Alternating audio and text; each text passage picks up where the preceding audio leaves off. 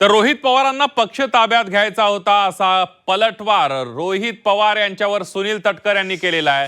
दादांच्या निधनानंतर लगेच विलीनीकरणाची चर्चा सुरू केली। विलीनीकरणाची घाई कुणी केली असा सवाल करत सुनील तटकर यांनी रोहित पवार यांच्यावर जोरदार पलटवार केलेला आहे।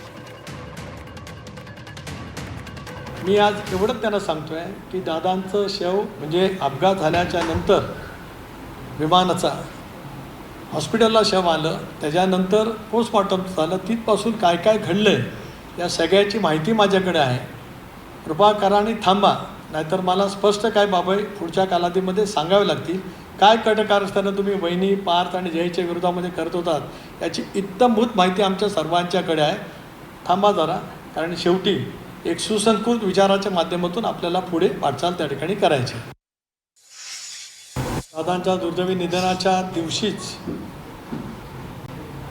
पक्षाच्या विलीनीकरणाच्या चर्चा सुरू करून त्यांना दादांचं कुटुंबीय म्हणजे आमच्या राष्ट्रीय अध्यक्षा उपमुख्यमंत्री सुनेत्रा वहिनी पार्थ जय या सगळ्यांनाच अलिप्त ठेवत पक्ष ताब्यात घेण्याची इतकी प्रचंड प्रमाणावरती घाई झालेली होती की त्याच्यामुळे सततची वक्तव्य त्यांच्याकडनं आलेली आपण सर्वांनी मिळून त्या कालावधीमध्ये निश्चितपणाने अनुभवलेली आहेत।